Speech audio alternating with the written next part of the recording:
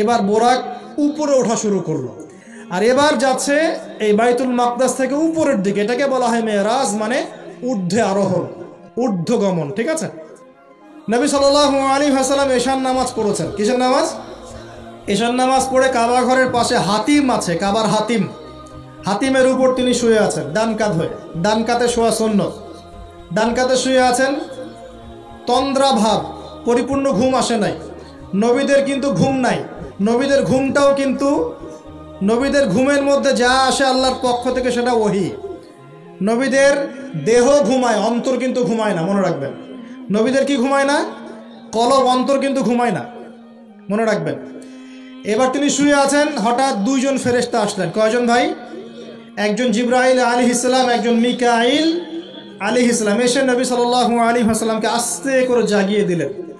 জাগিয়ে নবী সাল্লাল্লাহু আলাইহি ওয়াসাল্লামকে হাত ধরে নিয়ে যাচ্ছেন। কোথায়? পাশে জমজম কূপের পাশে। পাশে জমজম কূপ আছে, দেখেছিলেন না? যারা হজ উমরা করে আসছেন হয়তো দেখতে পারবেন। এই জমজম আগের মতো তো আর নাই, একটা আইডিয়া পাবেন আর কি। জমজম কূপের পাশে নিয়ে গিয়ে নবী সাল্লাল্লাহু আলাইহি ওয়াসাল্লামকে আবার আস্তে করে শুইয়ে দেওয়া হলো। এই যে পুরো ঘটনাগুলো ঘটে যাচ্ছে না, এগুলো কিন্তু মুহূর্তে ঘটে যাচ্ছে। মানে এই পুরো বিশাল ঘটনা ঘটে যাওয়ার পর দেখা যাবে ওই অজুর পানি কেবল গড়িয়ে গড়িয়ে যাচ্ছে, এখনো শেষ হয় না। মানে সময় কে নিয়ন্ত্রণ করে? পৃথিবীর সময়ের ফ্রেম আর আল্লাহ পাকের টাইম ফ্রেম এক নয়। আল্লাহ পাকের টাইম ফ্রেম টোটালি ডিফারেন্ট, আমাদের টাইম ফ্রেম আলাদা, মনে থাকবে। এখানে কিন্তু অনেক নাস্তিক অনেক প্রশ্ন করতে পারে।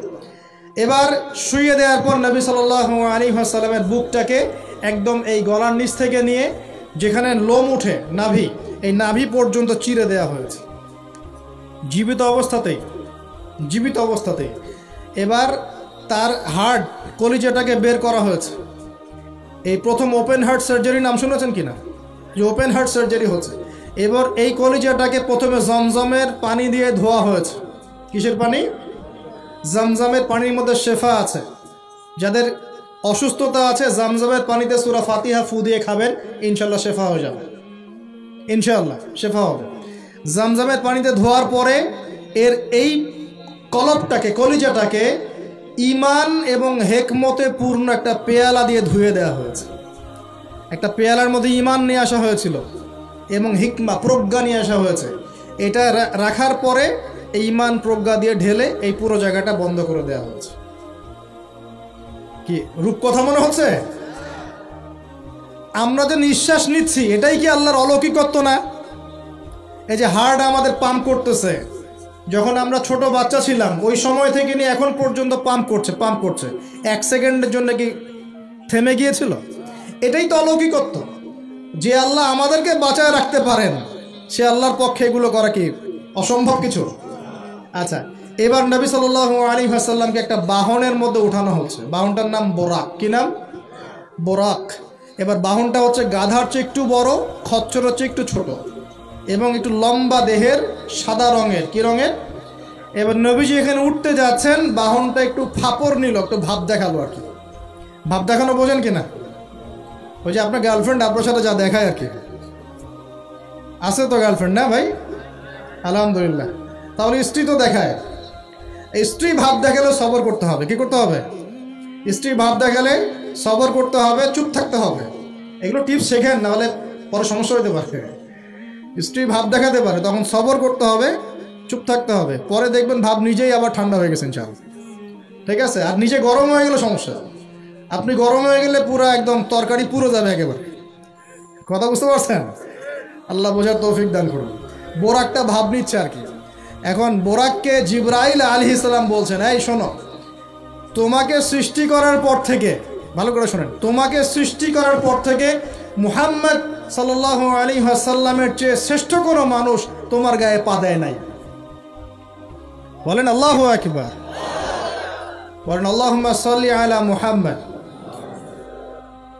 আল্লাহুম্মা বারিক আলা মুহাম্মদ। তোমাকে সৃষ্টি করার পর থেকে মুহাম্মাদের চেয়ে সাল্লাল্লাহু আলাইহি ওয়াসাল্লাম শ্রেষ্ঠ কোনো মানুষ তোমার পিঠে ওঠে নাই। সুবহানাল্লাহ। জান্নাত থেকে এই বাহনটা নিয়ে আসা হয়েছে। কোত্থেকে? জান্নাত থেকে। এবার তিনি বোরাকে উঠলেন। বোরাক, ও আচ্ছা, বোরাক এই কথা শুনে কি করলো? বোরাক এই কথা শুনে ভাব তো চলে গেলই গেল, ও ঘামা শুরু করেছে, ঘামতে শুরু করেছে। অনেক সময় হয় না যে বড় কোনো ব্যক্তির সামনে গিয়ে মানুষ থরথর করে কাঁপা শুরু করেছে, ও ঘামা শুরু করেছে।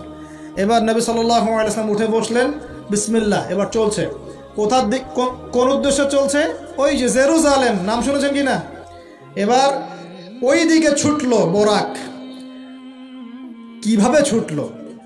নবীজি বলছেন সাল্লাল্লাহু আলাইহি ওয়াসাল্লাম, আমাদের চোখের সীমা যতদূর পর্যন্ত যায়, বোরাকের একটা পাই ততদূর পর্যন্ত যাচ্ছে। কখনো সূর্যাস্ত দেখেন নাই? কতদূর পর্যন্ত তাকানো যায়? ওই যে সূর্য ডুবছে অতদূর পর্যন্ত বোরাকের একটা পা চলে যাচ্ছে। নিঃসন্দেহে আলোর বেগের চেয়ে বেশি বেগে যাচ্ছে সে। যদি যারা ফিজিক্স পড়ছেন, এই যে অ্যাস্ট্রোনমি নিয়ে পড়াশোনা করছেন, আপনারা তো জানেন আলোর বেগের চাইতেও যদি দ্রুতগামী কোনো বাহন আবিষ্কার করা যায়, তাহলে সময়ের চেয়ে বেশি দূরে যাওয়া যাবে না? যাওয়া যাবে। বোরাকের গতি নিঃসন্দেহে আলোর গতির চেয়ে বেশি ছিল। এবার নবী সাল্লাল্লাহু আলাইহি ওয়াসাল্লাম বলছেন যে আমরা যখন বাইতুল মাকদাস বা ওই যে বাইতুল মাকদিস, ওই যে মসজিদুল আকসার ওখানে গেলাম, জিবরাইল আলাইহিস সালাম একটা পাথরের মধ্যে ফুটা করলেন, সেই পাথরের মধ্যে ফুটা করে বোরাকটাকে বেঁধে রাখলেন। আর এই পাথরের ফুটার মধ্যেই সমস্ত নবী রসুল, এই পর্যন্ত যত নবী রসুল এসেছেন, ওই ফুটার মধ্যেই তাদের বাহনকে বেঁধে রাখতেন। সুবহানাল্লাহ। এবার নবীজি মসজিদে ঢুকলেন, ঢুকে দেখছেন একজন মানুষ নামাজ আদায় করছেন, একটু লম্বা গড়নের, ছিপছিপে দেহ, তো লম্বা, চুলগুলো কোকড়ানো কানের লতি পর্যন্ত। মনে থাকবে? চুলগুলো কোকড়ানো কি পর্যন্ত? তোমাদের মতো ছেলা নয় ডান বাম, কানের লতি পর্যন্ত চুল, ছিপছিপে দেহ, লম্বা, শানুয়া গোত্রের মতো। নবীজি বলছেন অনেকটা শানুয়া গোত্রের মানুষের মতো। শানুয়া গোত্র কারা একটু দেখে নিবা অনলাইনে। এখন নবী সাল্লাল্লাহু আলাইহি ওয়াসাল্লাম জিজ্ঞাসা করছেন উনিকে? জিবরাইল আলাইহিস সালাম বলছেন উনি হচ্ছেন নবী মূসা আলাইহিস সালাম। আল্লাহ বা কিভাবে এটা করলেন আল্লাহ ভালো জানেন, এটা আমরা ব্যাখ্যা করতে পারবো না। নবী মূসা আলাইহিস সালাম নামাজ পড়ছেন, আরেকজনকে দেখলেন তার গড়ন কিছুটা মাঝারি ধরনের, চুলগুলো হচ্ছে সিল্কি মানে স্ট্রেট চুল, লম্বা এবং সোনালি রঙের। কি রঙের? সোনালি। এবং গায়ের কালারটা হচ্ছে সাদা এবং লালের মিশ্রণে গঠিত। নবীজি জিজ্ঞাসা করলেন উনিকে? তাকে বলা হচ্ছে উনি হচ্ছেন নবী ঈসা আলাইহিস সালাম। এবার নবী সাল্লাল্লাহু আলাইহি ওয়াসাল্লাম সমস্ত আম্বিয়া কেরামের সামনে চলে গেলেন এবং সমস্ত নবীদেরকে নিয়ে 2 রাকাত নামাজ পড়লেন। সুবহানাল্লাহ। নবীদের ইমাম কে? আমাদের নবী কাদের ইমাম? নবীদের ইমাম। আর সেই নবীর সুন্নত পালন করতে আমাদের এত কষ্ট হয় না ভাই? লজ্জা লাগে? দাঁড়িয়ে রাখলে লজ্জা লাগে না? টাকনুর উপর কাপড় তুলে লজ্জা লাগে? আস্তাগফিরুল্লাহ, আমাদেরকে মাফ করুক। আমরা সর্বশ্রেষ্ঠ মানুষের উম্মত, সর্বশ্রেষ্ঠ নবীর উম্মত। আল্লাহ পাক আমাদেরকে যোগ্য উম্মত হওয়ার তৌফিক দান করুন। নবীজি নামাজ পড়লেন, নামাজ শেষ। নামাজ, আরেকটা কথা, আরেকজনকে নবীজি দেখলেন, তার অবয়ব সম্পর্কে তিনি বলছেন দেখতে হুবাহু আমার মতোই। নবীজি বলছেন দেখতে হুবাহু আমার মতোই। জিজ্ঞাসা করলেন তিনি কে? জিবরাইল আলাইহিস সালাম বলছেন তিনি হচ্ছেন নবীগণের পিতা ইব্রাহিম আলাইহিস সালাম।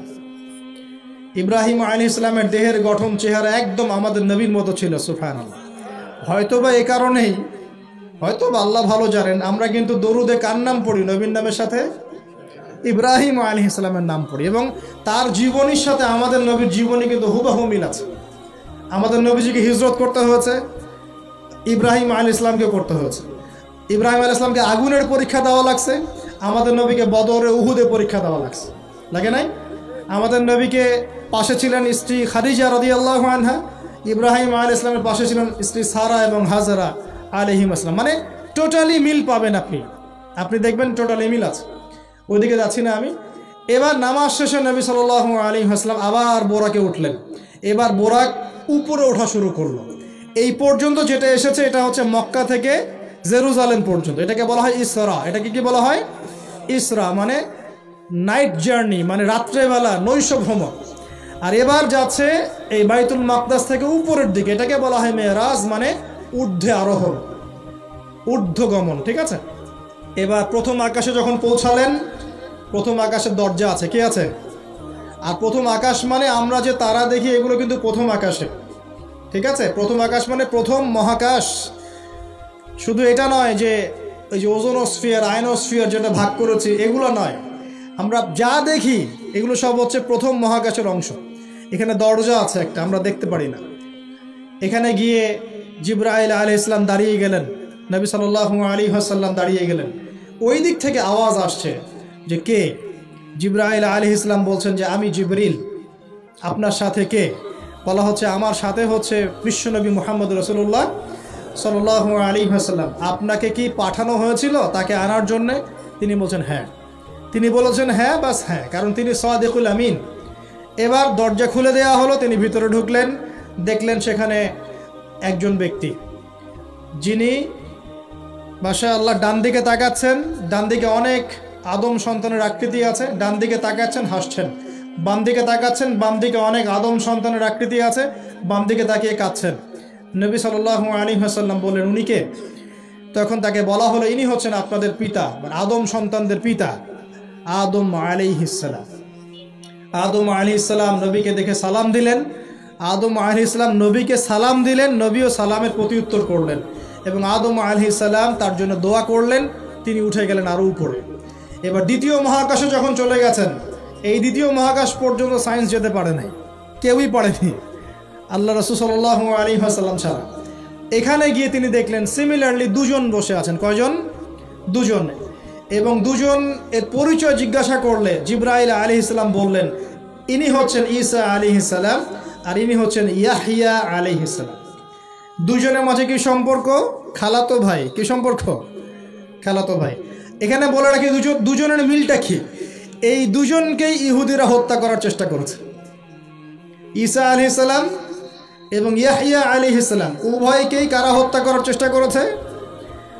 ইয়াহইয়া আলাইহিস সালামকে তো হত্যা করেই ফেলেছিল, আর ঈসা আলাইহিস সালামকে হত্যা করার চেষ্টা করেছিল, কিন্তু আল্লাহ পাক সেটা হতে দেন নাই। আল্লাহ পাক তাকে উঠিয়ে নিয়েছে। তিনি আবার আসবেন কিনা? কোথায় আসবেন? সিরিয়ায়। কেন আসবেন? কারণ তিনি এই পৃথিবী থেকে দাজ্জাল এবং তার সমস্ত বাহিনীকে মেরে ফেলবেন ইনশাআল্লাহ, এবং প্যালেস্টাইন থেকে সারা বিশ্বে 40 বছর রাজত্ব করবেন ইনশাআল্লাহ। এটা হবে কি না? বিশ্বাস আছে তো ইনশাআল্লাহ? এটা হবে ইনশাআল্লাহ। এরপর সামনে যান, তৃতীয় আসমানে উঠলেন। সেখানে দেখছেন একজন ব্যক্তি যাকে এই পৃথিবীর অর্ধেক সৌন্দর্য দেয়া হয়েছে। নবীজি বললেন তিনি কি? এত অপরূপ সুন্দর। তখন নবী সাল্লাল্লাহু আলাইহি ওয়াসাল্লামকে বলা হচ্ছে তিনি হচ্ছেন ইউসুফ আলাইহিস সালাম, যাকে এই পৃথিবীর অর্ধেক সৌন্দর্য দেয়া হয়েছে। আমরা সূরা ইউসুফ পড়ি আর মনে করি এটা হচ্ছে ইউসুফ জুলাইখার ঘটনা, তাই না ভাই? আসলে এখানে প্রেম কাহিনী কার? এখানে প্রেম কাহিনী হচ্ছে ইউসুফ আলাইহিস সালাম এবং তার বাবার। ভালো করে পড়ে দেখবেন, এখানে বাবা এবং ছেলের মহব্বতের কাহিনী বর্ণিত হয়েছে। আর ইউসুফ আলাইহিস সালামের বাহ্যিক সৌন্দর্য নিয়ে আমরা কথা বলি, তার বাহ্যিক সৌন্দর্যের চাইতে তার চরিত্রের সৌন্দর্য ছিল 1000 গুণ বেশি উত্তম। জেনার অপবাদ দিয়েছে তাকে মানুষ, তিনি নির্দোষ হয়েও বিনা অপরাধে 12 বছর জেল খেটেছেন, তারপরেও তিনি অন্যায় পথে পা বাড়ান নাই, বাড়িয়েছেন। আল্লাহ পাক আমাদেরকে এগুলো বোঝার তৌফিক দান করুন। আরও উপরে উঠলেন, চতুর্থ আসমানে উঠে দেখছেন এখানে আরেকজন একইভাবে আছেন, তার নাম হচ্ছে কি বলেন? ইদ্রিস আলাইহিস সালাম। কি নাম?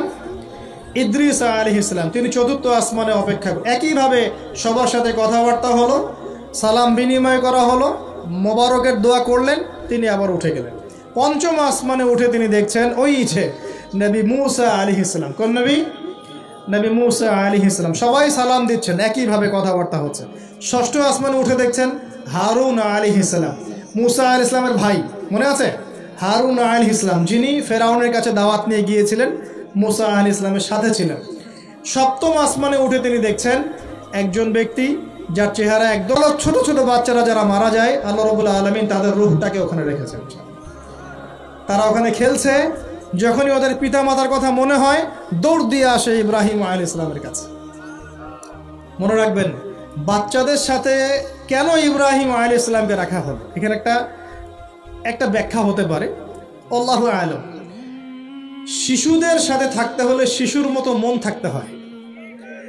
বাচ্চাদের সাথে কারা ভালোভাবে মিশতে পারে জানেন? যাদের মনটা বাচ্চাদের মতো। শিশুর মতো সরল হতে হয়, শিশুর মতো হতে হয়, সরল। যাদের মন শিশুর মতো সরল, এদের মনের মধ্যে কিন্তু হিংসা, বিদ্বেষ, রিয়া, অহংকার এগুলো থাকবে না। ইব্রাহিম আলাইহিস সালামকে ওই শিশু কুরবানির পরীক্ষায় ফেলতে হয়েছিল না?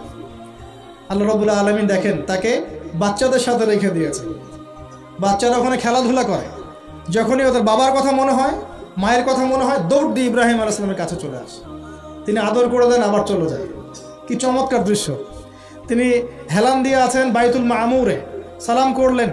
সালাম করে নবীজিকে বললেন, হে নবী, আপনার উম্মতকে জানিয়ে দিয়েন, আমি আপনাদেরকে সেটা জানিয়ে দিচ্ছি। হে নবী, আপনার উম্মতকে জানিয়ে দিয়েন যে জান্নাত হচ্ছে একটা উর্বর জায়গা, জান্নাতের পানি হচ্ছে মিষ্টি, জান্নাতের মাটি খুব উর্বর, জান্নাতের অনেক জায়গা ফাঁকা পড়ে আছে। আপনার উম্মতকে জানিয়ে দিন এই ফাঁকা জায়গাগুলোতে তারা যদি গাছ লাগাতে চায় তাহলে যেন পড়ে সুবহানাল্লাহ, আলহামদুলিল্লাহ, ওয়ালা ইলাহা ইল্লাল্লাহ, আল্লাহু আকবার, ওয়ালা হাওলা ওয়ালা কুওয়াতা ইল্লা বিল্লাহ। এই মেসেজটা কে দিয়েছেন? ইব্রাহিম আলাইহিস সালাম। এই যে বাইতুল মামুরে হেলান দিয়ে আছেন, এটা কি? নবীজি বলছেন এটা হচ্ছে ফেরেশতাদের ইবাদত করার জায়গা। কাবা ঘর আছে না আমাদের, এই কাবা ঘরের ঠিক সোজা উপরে বাইতুল মামুর আছে, সপ্তম আসমানের ওখানে। ফেরেশতারা কিভাবে ইবাদত করেন শোনেন।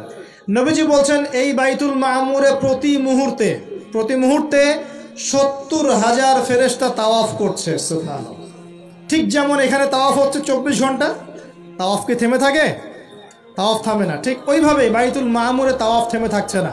বাইতুল মামুরে ফেরেশতারা তাওয়াফ করছেন 70,000 ফেরেশতা একই সাথে। আর শুনে রাখেন, যে 70,000 ফেরেশতা একবার তাওয়াফ করার সৌভাগ্য পেয়েছে তারা কিয়ামত পর্যন্ত আর দ্বিতীয়বার চান্স পাবে না। এবার কি চিন্তা করতে পারছেন ফেরেশতাদের সংখ্যা কত কত হতে পারে? আমাদের সংখ্যা তত্ত্বের বাইরে, আমাদের সংখ্যা তত্ত্বের বাইরে। এবার নবী সাল্লাল্লাহু আলাইহি ওয়াসাল্লাম আরো একটু উপরে উঠলেন। এই জায়গার নাম সিদরাতুল মুনতাহা। কি নাম? সিদরাতুল মুনতাহা। এটা হচ্ছে একটা বড়ই গাছ। বড়ই গাছ দেখেছেন তো? এটা নবীজি বলছেন এত চমৎকার এই বড়ই গাছ, এর মধ্যে এত বেশি রং ছিল যে রংগুলোকে আমি ব্যাখ্যা করতে পারবো না। এর পাতাগুলো ছিল হাতির কানের মতো এবং এর ফলগুলো ছিল মটকার মতো বড় বড় এক একটা, এবং এর মধ্যে প্রজাপতি বসেছিল। এই প্রজাপতিগুলোর রং এত চমৎকার যেগুলো আমাদের পৃথিবীর রঙের মতো নয়। মানে এগুলো ব্যাখ্যা করার মতো শব্দ আমাদের কাছে নাই।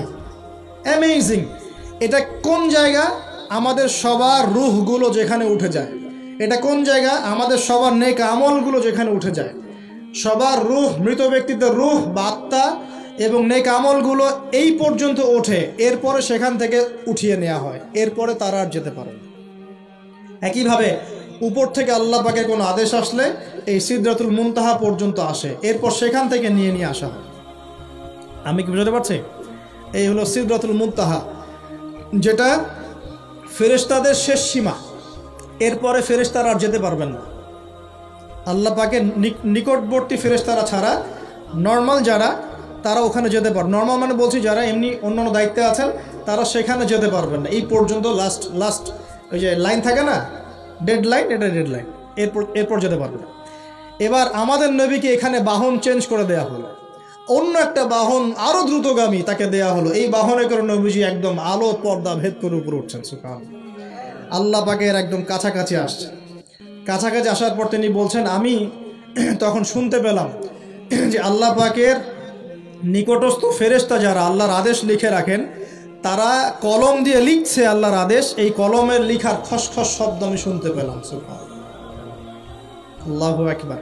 এবার আল্লাহ রাব্বুল আলামিন তাকে কাছে নিয়ে, শোনেন প্রিয় ভাই উম্মতে মুহাম্মাদি, শুনে রাখো, আল্লাহ পাক 3টা স্পেশাল ওহী করলেন। কয়টা ভাই? 3টা। অন্যান্য অনেক কথা তো হয়েছে, সেগুলো তো আমরা হাদিসের মধ্যে আমরা ডিটেলস বলতে পারছি না, সময় শর্ট। 3টে স্পেশাল ওহী আল্লাহ রাব্বুল আলামিন করেছেন। তার প্রথমটা হচ্ছে নবী সাল্লাল্লাহু আলাইহি ওয়াসাল্লামকে এই জায়গায় 50 ওয়াক্ত নামাজ হাদিয়া গিফট দেওয়া হলো। কত ওয়াক্ত? এবার নবীজি 50 ওয়াক্ত নিয়ে চলে আসছেন। পরের দুটা পরে বলছি। 50 ওয়াক্ত নিয়ে চলে আসছেন। আসার সময় এই যে 6ষ্ঠ আসমানে, 5ম আসমানে কার সাথে দেখা? মুসা। কে আমাকে করছে? মুসা আলাইহিস সালাম। তিনি বলছেন, আল্লাহ পাক কি দিয়েছেন আপনাকে হাদিয়া? নবী সাল্লাল্লাহু আলাইহি ওয়াসাল্লাম বলেছেন 50 ওয়াক্ত নামাজ। কত ওয়াক্ত? 50 ওয়াক্ত। নবী এবার মুসা আলাইহিস সালাম বলছেন আমার উম্মতকে 2 ওয়াক্ত নামাজ দেওয়া হয়েছে, সেটাই আমার উম্মত আদায় করতে পারে নাই। 50 ওয়াক্ত নামাজ আপনার উম্মত পারবে না, আপনি কমাই নিয়ে আসেন যান।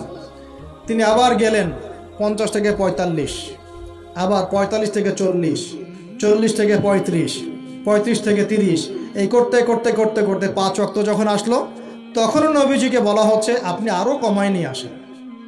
নবীজি বলছেন আমার যেতে লজ্জা লাগছে, আল্লাহ পাক আমাকে এত বেশি কমিয়ে দিলেন, আরও কমাতে চাইতে আমার লজ্জা লাগছে। দেখেন মুসা আলাইহিস সালাম বলেছিলেন আমার উম্মতকে 2 ওয়াক্ত নামাজ দেওয়া হয়েছিল, আদায় করতে পারে নাই। উম্মতে মুহাম্মাদের মধ্যে এমন মানুষ নাই 2 ওয়াক্ত 1 ওয়াক্ত নামাজও পড়তে পারে না। নবীদের এটা হিকমা, দূরদর্শিতা। এবার নবী সাল্লাল্লাহু আলাইহি ওয়াসাল্লাম আল্লাহর কাছে গিয়ে আরজি পেশ করছেন। আল্লাহ রাব্বুল আলামিন বলছেন 5 ওয়াক্ত নামাজ আমি দিলাম, কিন্তু 5 ওয়াক্ত যদি তোমার উম্মত আদায় করে 50 ওয়াক্তের নেকি দেওয়া হবে ইনশাআল্লাহ। আরেকটা বেনিফিট তোমার উম্মতের যে কোনো ব্যক্তি যে আমলই করুক না কেন 10 গুণ বাড়ায় নেকি দেওয়া হবে ইনশাআল্লাহ। কিন্তু তোমার উম্মতের কোনো ব্যক্তি যদি গুনাহ করে তাহলে গুনাহকে 10 গুণ বাড়ায় দিব না ইনশাআল্লাহ। গুনাহ একটাই থাকবে, গুনাহ কি হবে? একটাই থাকবে। আর নেকির কাজ করলে 10 গুণ বাড়ায় দেওয়া হবে। 1 টাকা দান করছেন 10 টাকার নেকি হবে, 1 রাকাত নামাজ পড়ছেন 10 রাকাতের নেকি হবে, একটা সেজদা করছেন 10টা সেজদার নেকি হবে ইনশাআল্লাহ। কথা বুঝতে পারছেন? এটা হলো একটা গিফট বা হাদিয়া। সেকেন্ড গিফটটা হচ্ছে আল্লাহ রাব্বুল আলামিন নবী সাল্লাল্লাহু আলাইহি ওয়াসাল্লামকে সূরা বাকারার শেষের 2টা বা 3টা আয়াত ওহী করলেন। কয়টা ভাই? শেষের 2টা বা 3টা। লিল্লাহি মা ফিস সামাওয়াতি এখান থেকে ফানসুরনা আলাল কওমিল কাফিরিন পর্যন্ত।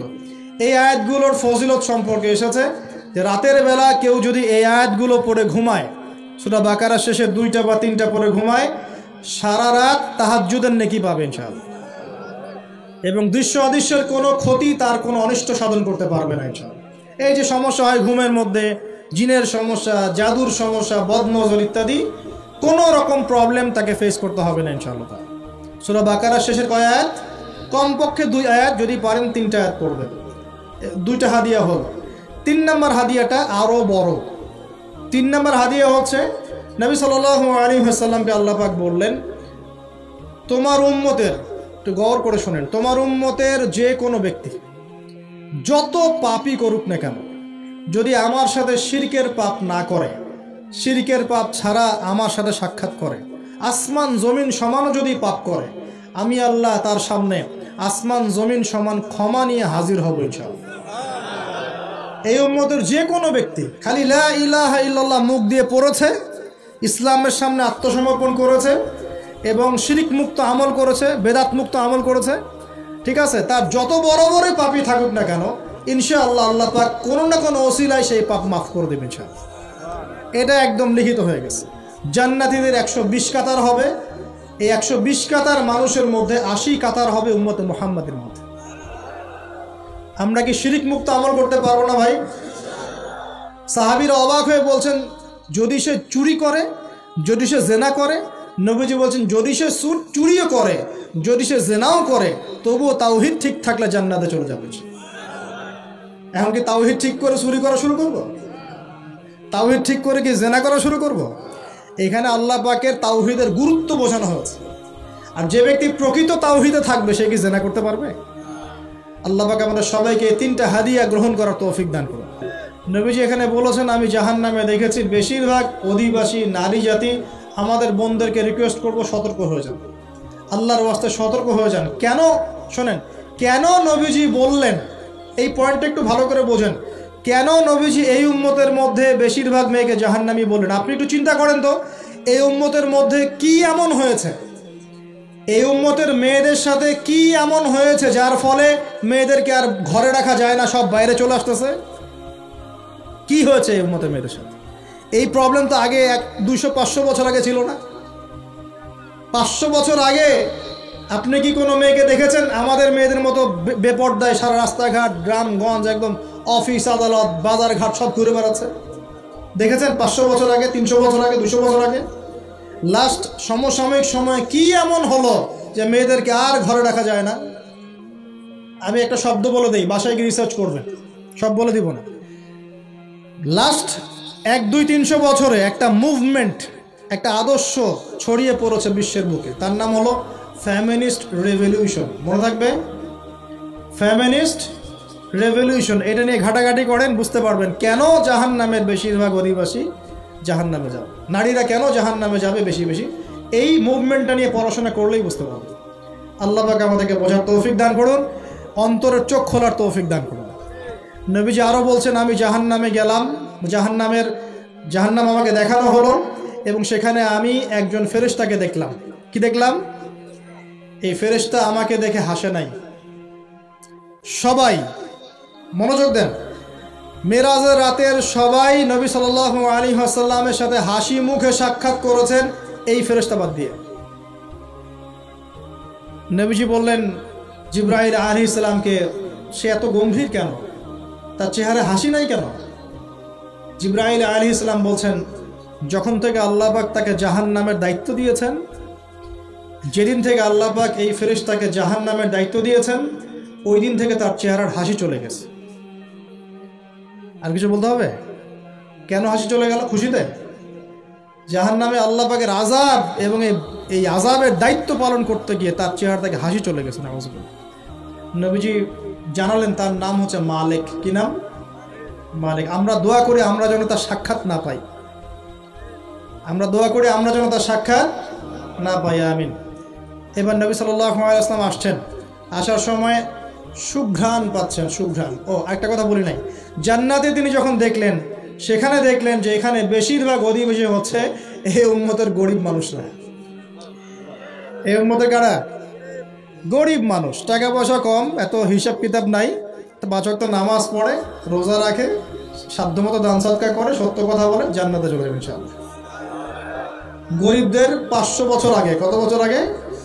তার মানে এই উম্মতের যদি কেউ গরিব হয়ে থাকি আমরা, কষ্টের কিছু আছে? ইনশাআল্লাহ কষ্টের কিছু নাই।